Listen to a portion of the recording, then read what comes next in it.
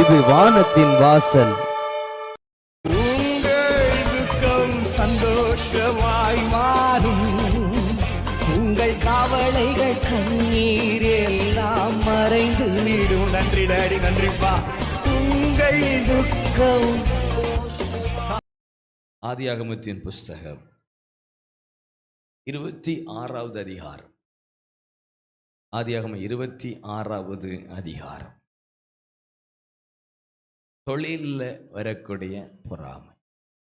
ஆதியாகமம் 26வது அதிகாரம் 13வது வசனத்திலிருந்து படிப்போம். எல்லாரும் சேர்ந்து படிக்கணும். பைபிளை கொஞ்சம் திருப்பி பழைய ஏற்பாட்டில் 31ஆம் பக்கம் எல்லாரும் சேர்ந்து ஒரே சத்தமாக படிக்கணும். சரி. அவன் ஐஸ்வர்யவானாகி வர வர விருத்தி அடைந்து பெரியவனான அவனுக்கு ஆட்டு மந்தையும் மாட்டு மந்தையும் அநேக பணியுடைக்காரரும் பெலிஸ்தியர் அவன் மேல் பொறாமை கொண்டு அவன் தகப்பனாகிய ஆபிரகாமின் நாட்களில் அவனுடைய வேலைக்காரர் வெட்டின துறவுகளையெல்லாம் தூத்து மண்ணினால் நிரப்பிப்பட்டாங்க. அபிமெலேக்கு ஈசாக்கை நோக்கி, நீ எங்களை விட்டு போய்விடு, எங்களை பார்க்கல மிகவும் போதும். கவனிங்க பாருங்க, ஈசாக்கு என்கிற ஒரு மனிதன் பஞ்சத்தில் அடிபட்ட ஒரு பரதேசியை போல, ஒன்று இல்லாதவனை போல இந்த பெலிஸ்தி தேசத்திற்கு பஞ்சம் பிழைக்க வருகிறான். வந்த இடத்துல அவன் விவசாயம் செய்ய ஆரம்பிக்க. அவன் எகிப்துக்கு போக இருந்தான். கர்த்தர் சொன்ன, வேண்டாம்ப்பா, நான் உனக்கு சொல்ற இந்த தேசத்துல இரு, இந்த தேசத்திலே இரு. கர்த்தருக்கு கீழ்ப்படிந்தான். பாருங்க, எந்த மனுஷனா இருக்கட்டும், அவன் கர்த்தருக்கு கீழ்ப்படிந்த ஆசீர்வாதம் தான். கர்த்தருக்கு கீழ்ப்படிந்தா ஆசீர்வாதம் தான். அதை யாரும் தடுக்க முடியாது. ஒரு ஊதாரியை போல அலைஞ்சிட்டு இருப்பான், துன்மார்க்கனை போல அலைஞ்சிட்டு இருப்பான். ஒன்று இல்லாத பரதேசியை போல வெறுங்கையாய் பிச்சைக்காரனை போல பலரிடத்தில் கையேந்தி பலரை நம்பி அப்படி வாழ்ந்துட்டு இருப்பான். ஆனால் ஒரு கட்டத்தில் ஆண்டவரை ஏற்றுக்கொண்டு ரட்சிக்கப்பட்டு கர்த்தருடைய வார்த்தை அப்படி கீழ்ப்படிஞ்சு வாழ ஆரம்பிப்பான். பாருங்க, அப்பலேருந்து அவன் வாழ்க்கை அப்படியே மாற ஆரம்பிக்கும். கைகளை உயர்த்தி கர்த்தரை ஸ்தோத்திரம் பண்ணுங்க. அப்படியே மாற ஆரம்பிக்கும். சிலர் சொல்லுவாங்க, இந்த பையன் ஊதாரியை போல அலைஞ்சிட்டு இருக்கான், ஒரு கல்யாணம் பண்ணி வச்சா திருந்திடுவான், கல்யாணம் பண்ணி வச்சா சரியாயிருவான். ஒரு மாதிரி அலைஞ்சிட்டு இருக்கான், இவனுக்கு ஒரு தொழிலை தொடங்கி கொடுத்தவன்னா அப்புறம் சரியாயிருவான். அப்படி ஒரு தகப்பனை சொன்னார், என் பையன் இப்படி அலைஞ்சிட்டு இருக்கான், பொறுப்பே இல்லை, அதனால அவனுக்கு ஒரு பொறுப்பு வரட்டும்னு கல்யாணம் பண்ணி வச்சேன். இன்னும் வரல. இப்போ முதல்ல இருந்ததை விட மோசமாகி போச்சு. உலகத்தின் எந்த காரியமும் ஒரு மனுஷனுடைய வாழ்க்கையில் ஆசீர்வாதத்தை கொண்டு வராது. கர்த்தருடைய ஆசீர்வாதமே ஐஸ்வர்யத்தை கொண்டு வரும். அதோட என்ன இல்லை, எப்ப கர்த்தர் ஆசீர்வதிப்பார்? ஒரு மனிதனை கர்த்தர் ஆசீர்வதிக்க வேண்டும் என்றால் அந்த மனிதன் கர்த்தருடைய சத்தத்திற்கு கீழ்ப்படி ஆரம்பிக்க வேண்டும். கர்த்தருடைய சத்தத்திற்கு கீழ்ப்படியாத ஒரு மனிதனுடைய வாழ்க்கையிலே அவன் எங்க ஓடினாலும் ஆசீர்வாதத்தை பார்க்க முடியாது. தேவ சத்தத்துக்கு எந்த மனிதன் கீழ்ப்படிய துவங்குகிறானோ அவன் ஒருவேளை எவ்வளவு கீழ் மட்டத்தில் இருந்தாலும் என் தேவனாகிய கர்த்தர் அந்த மனிதனை உயர்த்தி மேலே கொண்டு வருவா. ஒன்று இல்லை, ₹1 கூட வழி இல்லை, மாற்று வஸ்திரம் இல்லை, அடுத்த வேளைக்கு வழி தெரியாது, ஆகாரம் இல்லை, வாழ வழி இல்லை, தரித்திரத்து மேலே தரித்திரம், எல்லாராலும் அற்பமாய் பார்க்கப்பட்டு தள்ளப்பட்டு ஒதுக்கப்பட்டு கிடக்கிற ஒரு குப்பையை போல கிடக்கிற ஒரு மனிதன் கர்த்தருக்கு கீழ்ப்படிய ஆரம்பித்தால் அவனுடைய வாழ்க்கை பிரகாசிக்க துவங்கும்.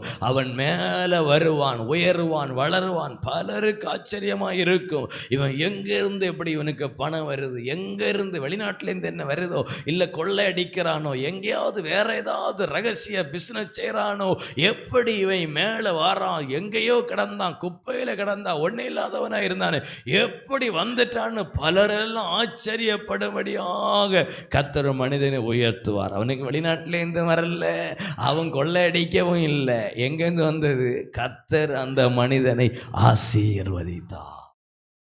உங்க வாழ்க்கையில் ஒரு உயர்வை விரும்புவீங்கன்னா இந்த வெள்ளிக்கிழமை உபவாச கூட்டத்தில் கர்த்தருடைய ஆவியானவர் சொல்லுகிறார், கர்த்தருக்கு கீழ்ப்படுகிற பிள்ளையாய் மாறுங்கள், கர்த்தருடைய வழியில் நடக்கிற பிள்ளையாய் மாறுங்கள். ஒருவேளை ஏதோ ஒரு வழியில் இதுவரைக்கும் வாழ்ந்துட்டு இருக்கலாம். அம்மா சொன்னாங்க, அப்பா சொன்னாங்க, எங்கள் தாத்தா காலத்திலேருந்தே இப்படி ஆக்கும், நாங்கள் பரம்பரை அப்படி ஆக்கும், அதெல்லாம் கொஞ்சம் ஒரு ஓரமாக ஒதுக்கி வச்சிட்டு இனி நான் கர்த்தருடைய சொல்லுக்கு கீழ்ப்படிந்து வாழ ஒப்பு கொடுக்கிறேன் என்று ஒப்பு கொடுத்த பாருங்கள். கர்த்தருடைய வசனம் என்ன சொல்லுகிறதோ, கர்த்தருடைய வார்த்தை என்ன சொல்லுகிறதோ அப்படியே நான் வாழப்போகிறேன் தீர்மானித்து பாருங்க. ஈசாக்கை ஆசீர்வதித்த அதே தேவன் உங்களை, உங்கள் குடும்பத்தை ஆசீர்வதித்து உயர்த்துவார். விதையை விதைத்தான், வசனம் சொல்லுது, அவன் விதைத்த விதைக்கு ஆண்டவர் 12ஆம் வசனம், ஈசாக்கு அந்த தேசத்தில் விதையை விதைத்தான், கர்த்தர் அவனை ஆசீர்வதித்ததினால் அந்த வருஷத்தில் 100 மடங்கு பலன். அந்த வருஷம் 100 மடங்கு பலன். வர வர விருத்தி அடைந்தான், ஐஸ்வர்யவான் ஆயிட்டான். பணம் இப்போ போனது பரதேசியாக்கும், 1 ரூபா கூட இல்லாமல் பிச்சைக்காரனை போல போனான். ஒன்றும் இல்லை, மாற்று வஸ்திரமே இல்லாதவனாய் போனான், வெறுங்கையாய் போனான்.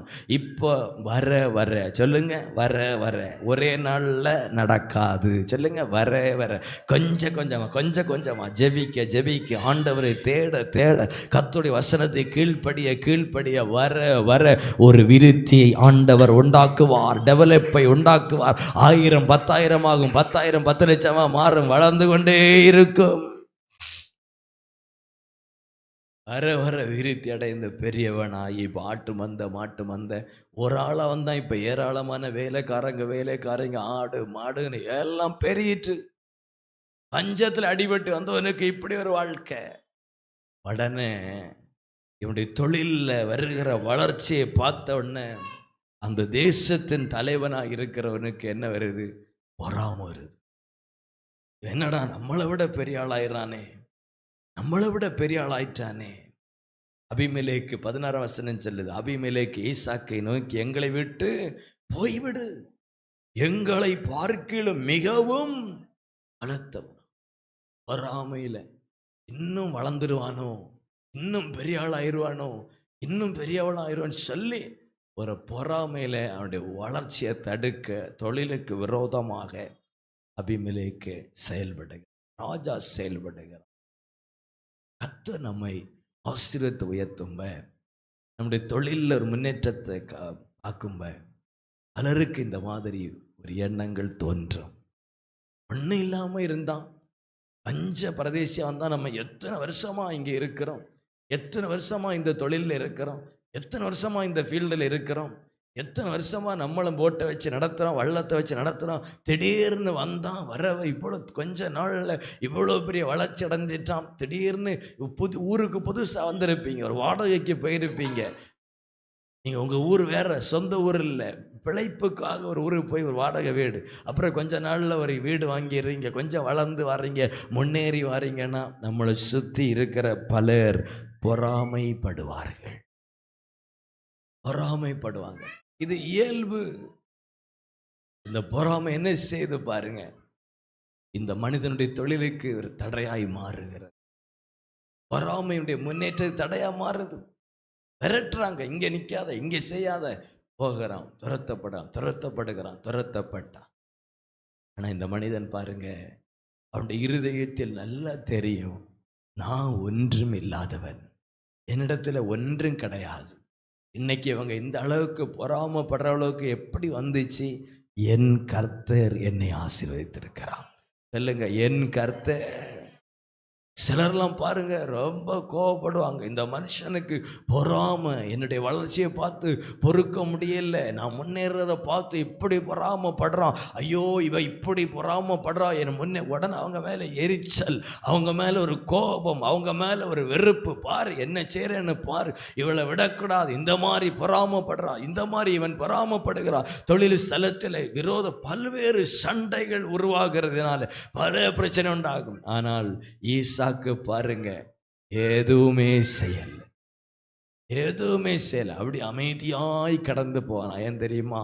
ஈசாக்கு நல்லா தெரியும், நான் ஒன்றும் இல்லாமல் கடந்தேன், என்னை ஆசீர்வதித்தது கர்த்தர், என்னை ஆசீர்வதித்த கர்த்தர். இது என் உழைப்பினால வந்திருந்தேன்னா அவன் பொறாமப்பட்டால் நான் சண்டைக்கு போகலாம். என்னுடைய முயற்சினால் வந்திருந்து அவன் பொறாமப்பட்டிருந்தா நான் போய் கேட்கலாம், நான் எவ்வளோ கஷ்டப்பட்டு முன்னுக்கு வந்தேன் தெரியுமா, நீ எப்படி பொறாமப்படலாம், பொறாமையில் ஒரு வார்த்தையை பேசலாம், நான் சண்டைக்கு நிற்கலாம். ஆனால் எனக்கு நல்லா தெரியும், இது என் உழைப்பும் அல்ல, என் பலனும் அல்ல, என் சாமர்த்தியமும் அல்ல, இது தேவ கிருபை. அவன் அமைதியாக இருக்கிறான். சரி என்னவும் செய்துட்டு போட்டோம், என்னவும் சொல்லிட்டு போட்டோம். பொறாமை வேற பார்த்தாலே தெரியும் அவங்களுக்குள்ள பொறாமை இருக்கிறது தெரியும். எரிச்சல்ல இருப்பாங்க, சம்பந்தமே இல்லாமல் கோவப்படுவாங்க, சம்பந்தமே இல்லாமல் சண்டைக்கு நிற்பாங்க, சம்பந்தமே இல்லாமல் பிரச்சனைக்கு வருவாங்க. பார்த்த உடனே தெரியும். அவங்ககிட்ட வம்புக்கு நிற்காதீங்க, எதிர்த்து நிற்காதீங்க, சண்டைக்கு நிற்காதீங்க, விரோதமாய் பேச நிற்காதீங்க, அமைதியாய் கடந்து போங்கள், கர்த்தர் பார்த்து கொள்ளுவார். கைகளை தட்டி எல்லாரும் கர்த்தருடைய நாமத்தை மகிமைப்படுத்துங்கள். ஒரு 2 வசனத்தை கூட படிங்க. பிரசங்கி 4ஆம் அதிகாரம் 4ஆம் வசனம். பிரசங்கி 4:4 என்ன சொல்லுது? மனுஷன் படும் எல்லா பிரயாசமும் பயன்படும் எல்லா கிரியையும் அயலானுடைய பொறாமைக்கு ஏதுவா இருக்கிறதை நான் கண்டேன். அப்போ பைபிள் சொல்லுதா இல்லையா? பொறாமை வருமா வராதா? என்னுடைய எல்லா பிரயாசமும் என்னுடைய எல்லா கிரியையும் என்னை சுற்றி இருக்கிற 4 பேருக்கு எதை கொண்டு வரும்? பொறாமையை கொண்டு வரும். இது இயல்பு. இதை எதிர்த்து நிற்காத, அந்த ஆள்கிட்ட சண்டைக்கு நிற்காத, பொறாமப்பட்டான எதிர்த்து சண்டைக்கு நிற்கக்கூடாது. ஜெபம் பண்ணணும். எப்படி ஜெபம் பண்ணணும்? ஆண்டவரே, இந்த பொறாமையின் ஆவி கட்டப்படட்டும். அந்த மனுஷனுக்குள்ளேருந்து செயல்படுகிற பொறாமையின் ஆவியை கடிந்து ஜெபம் பண்ணணும். ஏன்னா இந்த பொறாமை சில நேரங்களில் நம்மை அலைய விடுகிறது, தொழிலில் சில பிரச்சனையை கொண்டு வருது, நம்முடைய வளர்ச்சியில் சில தடையை கொண்டு வருது. அதனால நம்ம கடிந்து ஜெபம் பண்ணணும். சில பொறாமைப்படுறதை நம்ம பார்க்கும் பொழுது, பொறாமையில் பேசுகிறத நம்ம உணரும் பொழுது, அது தொழிலாக இருக்கட்டும், குடும்பத்தில் இருக்கட்டும், எந்த காரியமாக இருக்கட்டும், ஒரு பொறாமை ஒரு மனுஷனுக்குள்ள வர்றதை கண்ட உடனே அந்த நபரை பகைக்கவோ எதிர்க்கவோ விரோதிக்கவோ அவங்கள்ட்ட ஒரு மாம்சத்தில் போராட ஒரு தேவ பிள்ளை நிற்கக்கூடாது. அது தேவ பிள்ளையின் வேலை அல்ல. என்ன வசனம் சொல்லுது? என்னுடைய ஒவ்வொரு பிரயாசத்துக்கும் மனிதர்கள் பொறாமைப்படுவார்கள். அதுக்கு எதிர்த்து நிற்கக்கூடாது. இது இயல்பு. நான் எவ்வளவுதான் அந்த ஆள்கிட்ட சண்டை போட்டாலும் சரி, விரோதிச்சாலும் சரி, பொறாமையை அந்த ஆள்கிட்ட இருந்து மாற்ற முடியுமா? இன்னொரு ஆள் பொறாமப்படும். ஏன் பொறாமை? கர்த்தரின் ஆசீர்வதிச்சிருக்கிறார், நான் உயர்கிறேன், நான் கீழே கடந்திருந்தா பொறாம வந்திருக்குமா? இருக்காது. அப்ப நம்ம அந்த நபரோடு அல்ல எதிர்த்து நிற்க வேண்டியது, நம்ம அந்த நபர்கிட்ட அமைதியாக போகணும், சமாதானமாக போகணும். முடிஞ்சா கொஞ்சம் விலகி போயிடணும். சரி, இவங்ககிட்ட என்ன பேசினாலும் சண்டைக்கு தான் வருவாங்க, எப்படி நடந்துக்கிட்டாலும் விரோதிக்க தான் செய்வாங்க, குற்றம் கண்டுபிடிக்க தான் செய்வாங்க, பழி சொல்ல தான் செய்வாங்க. என்ன செய்யணும்? முடிஞ்சா விலகி போயிடணும். விலகி போக முடியாத நபராக இருந்தால் அமைதியாக போயிடணும். சண்டைக்கு நிற்கவே கூடாது, வெறுப்பையும் பகையும் விரோதத்தையும் காட்டவே கூடாது. ஏன்னா என்னை ஆசீர்வதித்தது யாரு? கர்த்தர். நான் தேவனுக்கு பயந்தோடி போகணும். என்ன நடக்கும் தெரியுமா? அந்த பொறாமைப்பட்டவர்களோடு கர்த்தர் யுத்தம் பண்ணுவார். அவங்க வாழ்க்கையில வேதனை உண்டாகும், நெருக்கம் உண்டாகும். பாருங்க, இந்த அபிமெலேக்கு கொஞ்ச நாள் கழிச்சு இந்த ஈசாக்கை தேடி வருகிறான். 26ஆம் வசனத்தில் அபிமெலேக்கும் அவன் சிநேகிதரும் அவனிடத்தில் வந்தார்கள். தேடி வர்றாங்க. ஐயா, நாங்க உன்னை விரட்டுனா பொறாமையில சிலதை செய்து அவன் வளர்ச்சியை தடுக்கிறான்னு நினைச்சான். ஆனா எங்களுக்கு நல்லா தெரிஞ்சு போச்சு, இன்னும் ஒண்ணுமே செய்ய முடியாது. உன்னை ஆசீர்வதிக்கிறது கர்த்தர். அதனால அப்படியே சரண்டர் ஆயிடுறாங்க. வந்து காலில் விழாத குறைய விழுந்து, ஐயா ஒரு நாளில் என்கிட்ட எதிர்த்து வரக்கூடாது, சண்டைக்கு வரக்கூடாது, எங்களை பகைக்கூடாது, உடன்படிக்கை பண்ணு. என் பிள்ளைகளுக்கு ஒன்னால பிரச்சனை வரக்கூடாது, உடன்படிக்கை பண்ணு. தேசத்தின் ராஜா ஈசாக்கை தேடி வந்து அவன் வீட்டிலே வந்து உட்கார்ந்து அவன் காலில் விழாத குறையாய் விழுந்து கெஞ்சுகிறான், ஐயா எங்களோடு பட்சமாயிரும், எங்களை நேசியும், எங்களுக்கு விரோதமாய் எதுவும் செய்து விடாதிரும். ஈசாக்கு அமைதியா போனான். கர்த்தர் பாருங்க இருக்க விடல, பயத்தை கொடுத்தார். அந்த மனுஷனையா பகைக்கிற அவன் என்ன செய்தான்? அவ பாட்டுக்கு போயிட்டு இருக்கிறான்.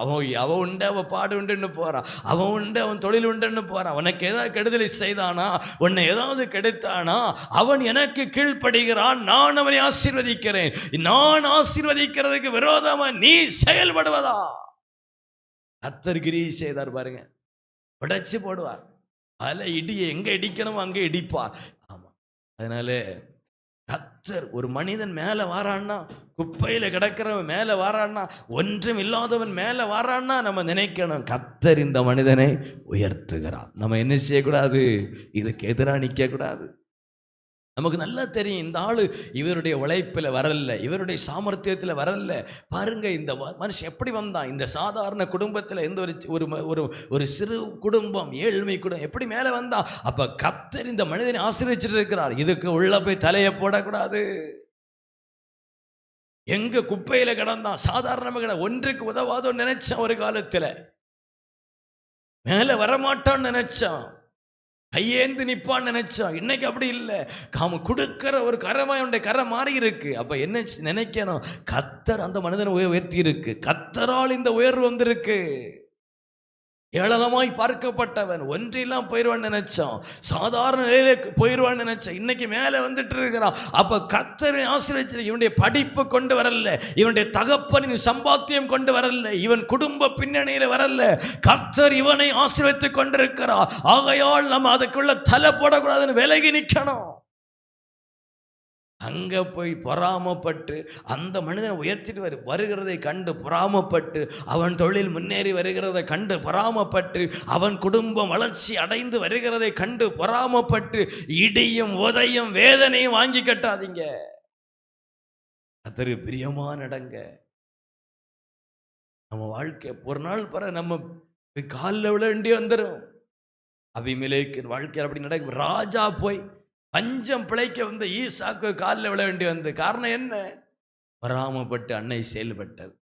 பொறாமப்பட்டு ஒரு வார்த்தையை பேசியிருப்போம், பொறாமையில் ஏதோ ஒன்று சொல்லியிருப்போம், கோபம், பொறாமையினால் வருகிற கோபத்தில் ஏதோ ஒரு காரியத்தை செய்திருப்போம். ஆனால் கர்த்தர் விடமாட்டார். அந்த மனுஷன் அதை கண்டும் காணாமலும் கேட்டும் கேளாமலும் அதனால வந்த வேதனையெல்லாம் அப்படியே மனதில் தாங்கி அந்த வலியை அனுபவிச்சுட்டு அவன் பாட்டு போவான். அவன் கர்த்தருடைய பிள்ளை, அவங்க அமைதியாக போவாங்க. ஆனால் கர்த்தரோ மௌனமாக இருக்க மாட்டார்.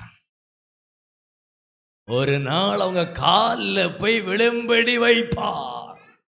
இன்னைக்கு உங்களை பார்த்து சில மனிதர்கள் பொறாமையில சிலதை பேசுறாங்களா, பொறாமையில சில காரியத்தை செய்றாங்களா? ஒரு தேவ பிள்ளை அமைதியாய் கடந்து போங்கள், மௌனமாய் கடந்து போங்கள், இன்னும் அதிகமாய் ஜெபியுங்கள், இன்னும் அதிகமாய் துதியுங்கள், இன்னும் பொறுமையாய் கடந்து போங்கள். பொறாமையில உங்களுக்கு நஷ்டத்தை உண்டாக்குறாங்களா, பொறாமையில உங்கள் முன்னேற்றத்துக்கு விரோதமாய் பேசுறாங்களா, செயல்படுறாங்களா? சண்டைக்கு நிற்காதீங்க, அமைதியா போங்க. கர்த்தர் ஒரு நாள் அந்த மனுஷனை உங்கள் காலின் கீழ் கொண்டு வருவார் என்பதை மாத்திரம் உங்கள் இருதயத்தில் பதித்து வைத்துக் கொண்டு ஒரு தேவ பிள்ளை அமைதியாய் போங்கள். ரட்சிக்கப்பட்ட கர்த்தரால் ஆசீர்வதிக்கப்படுகிற மனிதன் சண்டைக்கு நிற்கவே கூடாது, வாக்குவாதத்துக்கு நிற்கவே கூடாது, தர்க்கத்துக்கு நிற்கவே கூடாது. இன்னைக்கு நம்ம கொஞ்சம் கஷ்டங்களை நாம அனுபவிக்கிறோம். அவங்க ஏதோ சாதிச்சது போல காலர வசதியோடு நடக்கலாம். ஆனா ரொம்ப நாள் இல்லை, சீக்கிரத்தில் உங்களை தேடி வரும்படி கர்த்தர் செய்வார். அதனால் ஒரு தேவப்பிள்ளை அமைதியா போனோம், அமைதியா போனோம். நீதிமொழிகள் 27:4 உக்கிரம் கொடுமை உள்ளது, கோபம் நிஷ்டூரம் உள்ளது, பொறாமையோ என்றால் அதற்கு அப்போ பொறாமைக்கு முன்னாடி நிற்க முடியாது. ஒரு ஆளுக்குள்ள பொறாமை இருந்தால் அந்த ஆளை நம்மளால் எதிர்த்து நிற்கவே முடியாது. தயவுசெய்து எதிர்த்து நிற்காதீங்க. அவர்கள் மிகவும் மூர்க்கமாய் நிற்பார்கள். ஏன் இந்த ஆளுக்கு இவ்வளவு கோபம், ஏன் இவ்வளவு மூர்க்கம்? அப்படியே உயிரோட விழுங்கலாம் போல சில நிற்பாங்க. அப்படியே குறவளைய கடிச்சு ரத்தத்தை குடிச்சிடலாம் போல சில நிற்பாங்க. நல்லா தெரிஞ்சுக்கிடணும், உள்ள என்ன ஆவி வந்துட்டு? பொறாமையின் ஆவி. இவ்வளவு ஆத்திரமா என் மேல, இவ்வளவு கோபமா, இவ்வளவு எரிச்சலா, இவ்வளவு எதிர்ப்பா, இவ்வளவு பகையா, எப்படி வந்தது இது? பொறாமை. ஒரு மனுஷனுக்குள்ள பொறாமைனா எதிர் நிற்க முடியாது நம்மளால. அதனால ஆண்டு அவன்கிட்ட சண்டைக்கு நிற்காத, அவன்கிட்ட வாக்குவாதிக்கு நிற்காத, அமைதியா ஒதுங்கி போயிரு.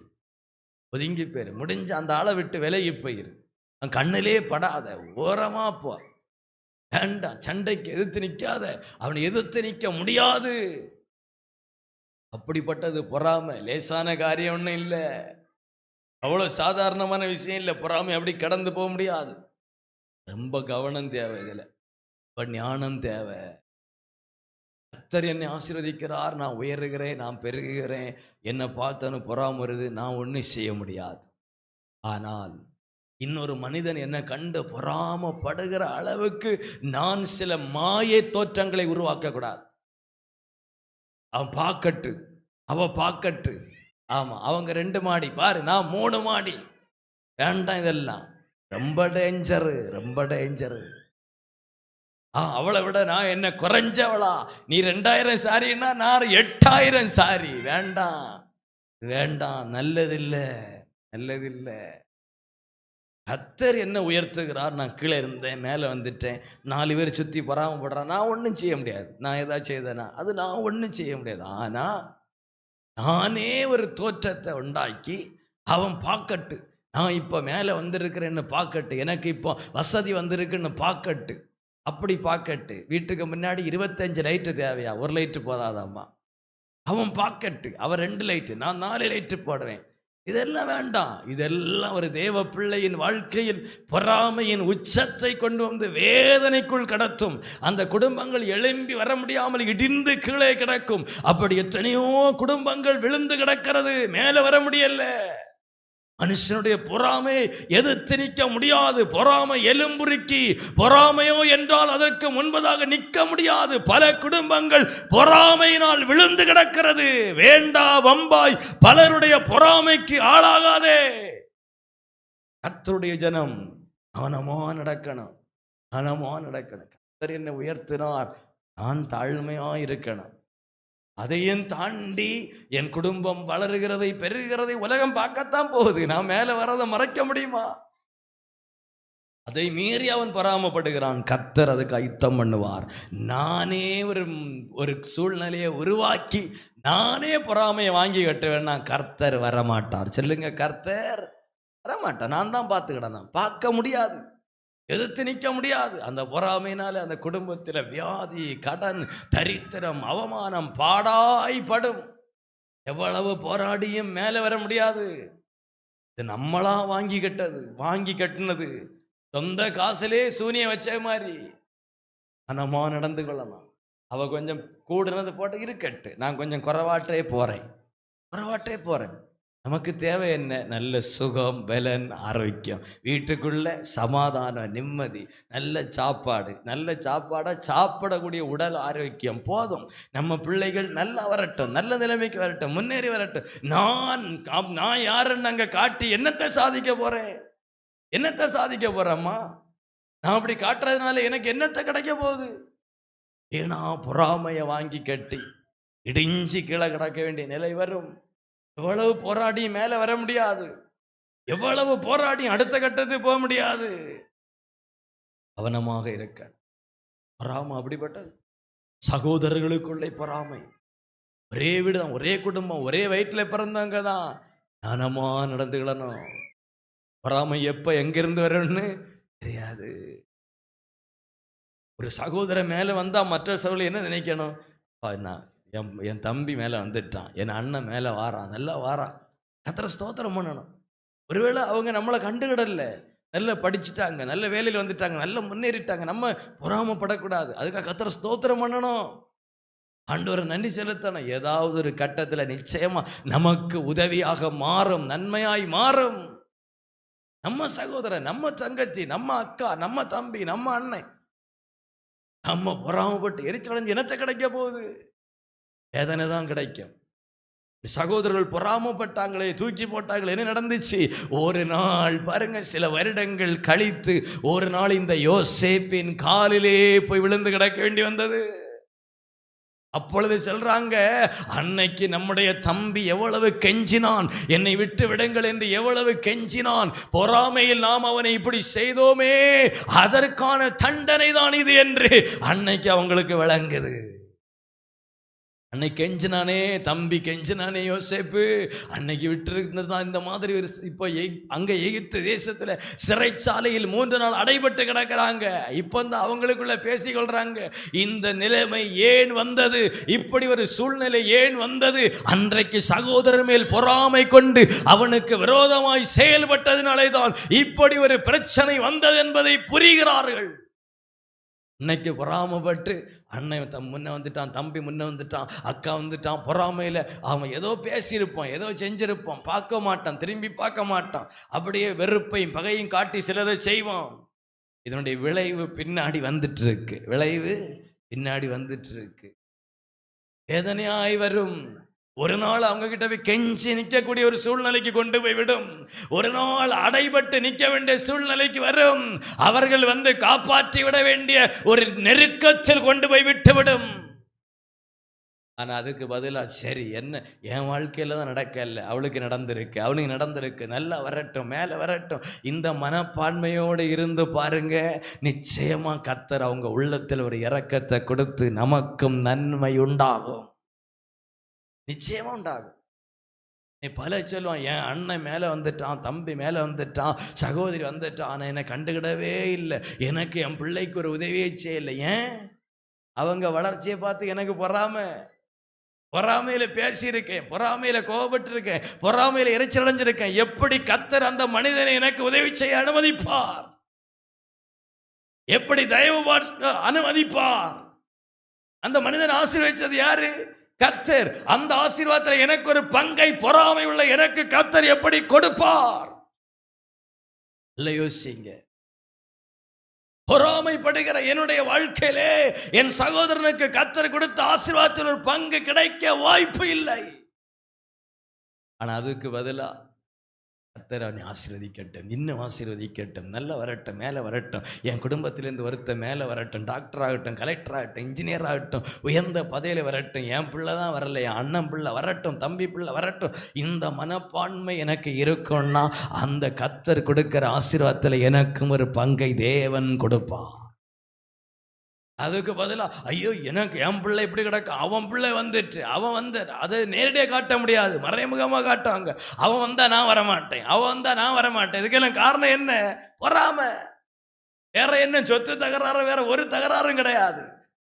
திடீர்னு அவன் பிள்ளை மேலே வந்துட்டு, அவன் பிள்ளை நல்ல இடத்துல கல்யாணம் நடந்துட்டு, அவன் பிள்ளை ஒரு பதவியில் வந்துட்டு, உடனே அந்த கல்யாணத்துக்கு நான் வரமாட்டேன், அவன் வீட்டுக்கு நான் வரமாட்டேன், இவன் வீட்டுக்கு நான் வர. இதெல்லாம் என்ன காரணம்? இதெல்லாம் இயல்பா குடும்பத்தில் நடக்குதுன்னு சொல்லிட்டு இருக்கு. மனமா புரிஞ்சிடணும். எல்லாம் ஆண்டவர் நமக்கு சொல்லி கொடுத்துருக்கு. பொறாமைக்கு ஒரு நாள் இடம் கொடுக்க கூடாது. இடம் கொடுத்து பொறாமப்பட்டா ஒரு நாள் என்ன ஆகும்? யோசேப்பு மேலே தான் வருவான். சில கஷ்டம் உண்டு. குழியில கிடந்தான், கொஞ்ச நாள் போர்த்திபார் வீட்டில் இருந்தான், சில வேதனை எல்லாம் அனுபவிச்சான், பொறாமையினால தான். ஆனால் கர்த்தர் அவன் வாழ்க்கையில செய்ய நினைச்சதை தடுக்கவே முடியாது. அவன் மேலே வரதான் செய்வான், செய்வான். பாருங்க, பொறாமையில இவங்க அப்பா கொடுத்த பல வர்ண அங்கேயே இவன் மாதிரி உறிஞ்செடுத்தான். ஆனா ஒரு நாள் அங்க எகிப்து தேசத்துல ராஜ வஸ்திரத்தை என் அப்பா இயேசு கொடுத்தாரே, அதை தடுக்க முடிஞ்சதா? முடியாது. ஆனா பதில் என்ன ஆச்சு? ஒரு நாள் அவன் காலில் போய் விழ வேண்டியாச்சு. ஞானம் தேவை. ஆதியாகமம் 30:1 ராகேல் தன் யாக்கோபுக்கு பிள்ளைகளை பெறாததை கண்டு தன் சகோதரியின் மேல் பொறாமை கொண்டு யாக்கோபை நோக்கி, எனக்கு பிள்ளை கொண்டு, இல்லாவிட்டால் நான் சாகிறேன். 2 பேரும் சகோதரிகள். சகோதரிகள். ஆனா ஒரு சகோதரி வாழ்க்கையில குழந்தை பிறக்குது, ஒரு சகோதரிக்கு குழந்தை பிறக்கல். 2 பேரும் சகோதரியா இருந்த பிறகும் ராகேல் தன் சகோதரியாகிய லேயாள் மேல் பொறாமைப்படுகிறார். சகோதரிக்குள்ள பொறாமை, சகோதரர்களுக்குள்ள பொறாமை, தொழில் செய்கிற இடத்துல பொறாமை, வாழ்கிற இடத்துல பொறாமை, எங்க போனாலும் பொறாமை எழுந்துட்டே இருக்கும். அந்த இடத்துல நம்ம எப்படி நடந்துக்கிடணும்? அமைதியா போகணும், எதிர்த்து நிற்கவே கூடாது. அவள் அப்படி செஞ்சுட்டா, இப்படி செஞ்சுட்டா, பேசவே கூடாது. அப்படியே சகிச்சிட்டு அமைதியா சிரிச்சிட்டு கர்த்தாவே உமக்கு ஸ்தோத்திரம்னு பெயரணும். கர்த்தர் நமக்காய் கிரியை செய்வார், கர்த்தர் பார்த்துக்கிடுவார். நாம சண்டைக்கு நின்னோம்னா கர்த்தர் ஒதுங்கி போயிடுவார். அதே மாதிரி நம்முடைய வாழ்க்கையில சகோதரனா இருந்தாலும் சரி, நமக்கு கிடைக்கல, நமக்கு கிடைக்காத என் சகோதரி கிடைச்சிருக்கு, கர்த்தரை ஸ்தோத்திரம் பண்ணணும். எனக்கு இல்லாத என் சகோதரிக்கு இருக்கு, கர்த்தரை ஸ்தோத்திரம் பண்ணணும். எனக்கும் கர்த்தர் தருவார். பொறாமப்பட என்ன இருக்கு? ராகேலுக்கு பொறாம வருது லேயாளை பார்த்து. இவளை எவ்வளவு அற்பமா நினைச்சோம், நம்ம எவ்வளவு இழிவா நினைச்சோம். ஏன்னா லேயாள் இழிவாய் பார்க்கப்பட்டாள், அற்பமா பார்க்கப்பட்டாள். அற்பமா பார்க்கப்படுகிறவர்களை கர்த்தர் உயர்த்ததான் செய்வார். அற்பமாய் ஒதுக்கப்படுகிறவர்களை கர்த்தர் உயர்த்ததான் செய்வார். இந்த உலகத்தில் அற்பமாய் பார்க்கப்படுகிறவர்களை தேவன் பொறாமைப்படுகிற அளவுக்கு உயர்த்துவார். அது தேவனுடைய ஒரு சுபாவம். இன்னைக்கு உங்க குடும்பத்துல, உங்க ஊர்ல, நீங்க வாழ்ற இடத்துல, படிக்கிற இடத்துல அற்பமா பார்க்கப்படுறீங்கன்னா நீங்கள் கர்த்தரை நல்லா ஸ்தோத்திரம் பண்ணணும். என் கர்த்தர் என்னை உயர்த்துவார். இப்போ இந்த ராகேலால பொறுத்துக்கொள்ள முடியல. அற்பமா நினைச்சா இவன் மேல வந்துட்டாளே, இவளுக்கு வந்துட்டு இவளுக்கு எப்படி வரலாம்? எனக்கு இல்லாத பற்றி நிறைய பேருக்கு பிரச்சனை கிடையாது. நல்ல கவனிங்க, தனக்கு இல்லாத நினைச்சு நிறைய பேருக்கு பிரச்சனை கிடையாது. அவளுக்கு எப்படி கிடைச்சிடும்? அவளுக்கு எப்படி வரலாம்? எனக்கு இல்லை, அவளுக்கும் இருக்கக்கூடாது. இது ஒரு மோசமான பொறாமையின் உச்சகட்டம். நம்முடைய வாழ்க்கையில் ஒப்பு கொடுப்போம், கர்த்தருடைய கரத்தில் ஒப்பு கொடுப்போம். நம்முடைய வாழ்க்கையில் விடுதலை தேவை. இன்றைக்கு விடுதலைக்காக தேவ சமூகத்தில் வந்திருக்கிறோம். பரிசுத்த ஆவியானவர் நீ தெளிவாய் பேசிக்கொண்டிருக்கிறார். யார் மேலாவது உங்களுக்கு பொறாமை இருந்துன்னா இன்னைக்கு நீங்கள் அதை விட்டு வெளியே வரணும். அதுதான் உங்கள் குடும்பத்தை உடைச்சி போட்டிருக்கு, அதுதான் உங்கள் முன்னேற்றத்தை உடைத்து போட்டிருக்கு, அதுதான் உங்களை வாழ விடலை, உங்களை முன்னேற விடலை, உங்கள் பிள்ளைகளை முன்னேற விடலை. அந்த பொறாமையோ எலும்புருக்கி ஹல்லேலூயா இன்னைக்கு ஒப்ப கொடுக்கணும். உங்கள் மேலே யாராவது பொறாமைப்படுகிறதை கண்டு அவர்கள் மேல் கோபத்தோடு எரிச்சலோடு இருப்பீங்க. இன்னைக்கு நீங்க அதை விடணும். அதை எதிர்க்க முடியாது, பொறாமையை எதிர்த்து நிற்க முடியாது. விட்டு கர்த்தர் பார்த்து கொள்வார், கர்த்தர் பார்த்து கொள்வார். என் மேல பொறாமையில இப்படி பேசிட்டாங்க, பொறாமையில இப்படி பண்ணிட்டாங்க, பொறாமையில இதை செய்துட்டாங்க, அதுக்கு எதிர்வினை ஆற்றாதே, அதற்கு எதிரான வார்த்தைகளை அனுப்பாத, செயல்படாத, அமைதியாய் கடந்து போ. ஒருவேளை இப்பொழுது கோபம் என் மேல இருந்தா, என் மேல இப்படி பொறாமைப்படுறாங்களே அப்படிங்கிற ஒரு எரிச்சல் இருந்தா இன்னைக்கு நீங்கள் அதை அறிக்கை செய்து விடணும், அறிக்கை செய்து விடணும். அப்பந்தான் இன்னும் சில வழிகள் உங்களுக்காய் திறக்கும். இது வானத்தின் வாசல், தேவனின்